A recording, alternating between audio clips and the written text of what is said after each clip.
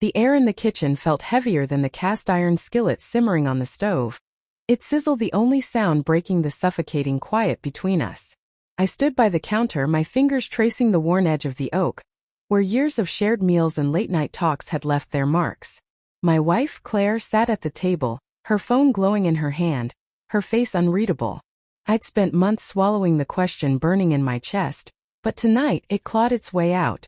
"Claire," I said, my voice low, trembling with something I couldn't name. "Who's been texting you every night?" Her eyes flicked up, sharp and guarded, and in that fleeting moment I knew something was irreparably broken. For 16 years, Claire and I had built a life together. We weren't the perfect couple from some glossy magazine, but we were real. We'd weathered job losses, my father's death, her miscarriage that left us both hollow for months. We'd laughed over burnt dinners, argued over forgotten anniversaries, and found comfort in the quiet routines of marriage. Her coffee black, mine with cream. Her side of the bed, my arm around her waist. But lately the routines felt like relics. She'd started pulling away, her smiles rare, her touches fleeting. The phone was always there. A silent third party in our marriage, buzzing at odd hours, pulling her attention to a world I wasn't part of. I tried to ignore it at first. Work stress, I told myself. Or maybe she was planning something. A surprise, a getaway. But the late-night texts became a pattern. Her excuses flimsier each time. "Just a friend," she'd say, or "work stuff, Tom, you know how it is." I wanted to believe her. God, I wanted to. But doubt is a slow poison, seeping into every crack of a marriage until the foundation crumbles. That night, as the skillet hissed, I couldn't hold it in anymore. "Claire, I'm not stupid," I said, my voice steadier now, though my heart pounded like a war drum. "You're hiding something. I deserve to know what it is." She set her phone down, face down, a deliberate act that felt like a slap. Her lips parted, but no words came. Instead, she stood, her chair scraping against the hardwood, and crossed her arms. "You're being paranoid, Tom," she said, her tone sharp like she was scolding a child. "You always do this, make something out of nothing." Her words stung, but it was her eyes that cut deeper. They weren't the eyes I'd fallen in love with, the ones that sparkled when we danced at our wedding or softened when I held her after a bad day. These eyes were cold, defensive, hiding a truth she wasn't ready to share. I took a step closer, my voice dropping to a whisper. "If it's nothing, then show me your phone. Right now." The silence that followed was deafening. Her jaw tightened, and for a moment I thought she might laugh it off, deflect like she always did. But then her face crumpled. Not with guilt, but with anger. "You don't trust me," she spat, her voice rising. "After everything, you think I'm what? Cheating? Sneaking around? Is that what you think of me?"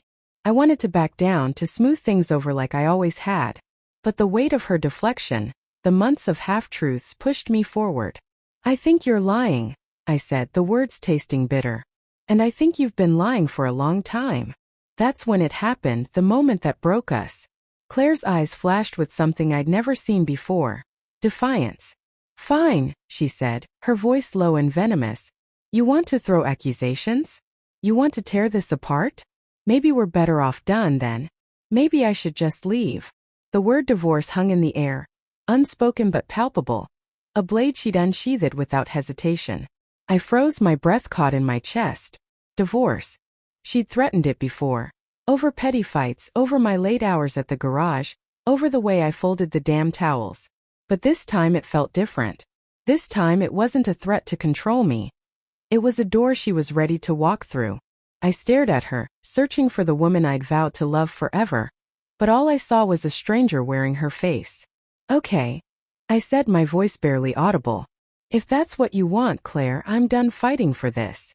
I turned, grabbed my jacket from the hook, and walked out the door. The night air hit me like a slap, cold and sharp, but it couldn't numb the ache spreading through my chest. I drove aimlessly, the city lights blurring through the windshield. My mind replayed every moment, every sign I'd ignored. The late nights she claimed were work dinners. The new perfume she wore, one I hadn't bought her. The way she'd lock her phone the second I entered the room. I pulled into a gas station parking lot, my hands shaking as I gripped the steering wheel. That's when I did something I'd never done before. I grabbed my phone and opened the app we used to share our locations. She'd turned hers off months ago, claiming it was glitchy. But I'd never checked mine. There, buried in the app's history, was a pattern. Her phone pinging at an address across town, late at night, over and over. I typed the address into my GPS. It was a condo complex, upscale, the kind of place we'd never afford. My stomach churned as I drove there, the streets growing quieter, the houses bigger. When I pulled up, I saw her car parked in the lot, unmistakable with the dented fender from last winter's ice storm. I sat there, my heart hammering, torn between storming up to the door and driving away. But I had to know. I knocked on the door of Unit 12B, the one her location history pointed to.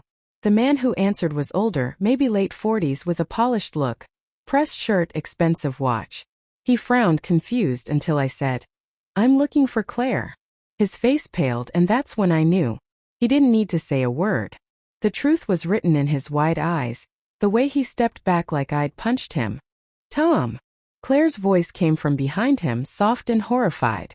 She appeared in the hallway, her hair loose, her sweater one I didn't recognize. The sight of her in another man's home, so at ease, so herself, was a knife twisting in my gut. "What are you doing here?" she whispered, her voice trembling. "I could ask you the same thing," I said, my voice steady despite the storm inside me. The man, his name was David, I later learned, tried to stammer an explanation, but I didn't care.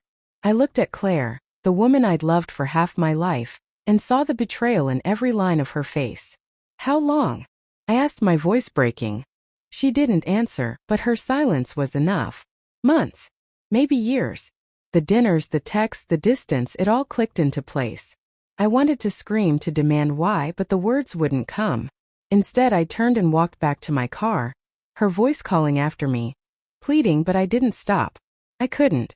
Back at home, I sat in the dark, the house too quiet without her.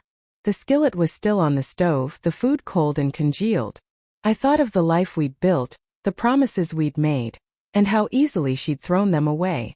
The pain wasn't just heartbreak. It was the shattering of trust, the realization that the person I'd loved most had been a mirage. I kept seeing her face, not the angry one from tonight, but the one from years ago, laughing in the rain on our honeymoon, her eyes bright with love. Where had that woman gone? The next morning, Claire came home, her eyes red, her voice hoarse from crying. She tried to explain stress, loneliness, a mistake, but every word felt like another lie. "I didn't mean for it to happen," she said, reaching for my hand. I pulled away, the touch burning. "I love you, Tom. We can fix this." But I couldn't unsee her in that condo, couldn't unfeel the betrayal that had carved itself into my bones. "You didn't just break my heart, Claire," I said, my voice raw. "You broke us." I packed a bag, not knowing where I'd go. Only that I couldn't stay in a house that felt like a graveyard of our marriage. As I stepped out into the dawn, the weight of her betrayal pressed down on me. But so did a strange, fragile hope. I was walking away from her, from us, but maybe, just maybe, I was walking towards something new. A life where trust could be real again, where love didn't come with a shadow. The road ahead was uncertain, but for the first time in months, I felt like I could breathe.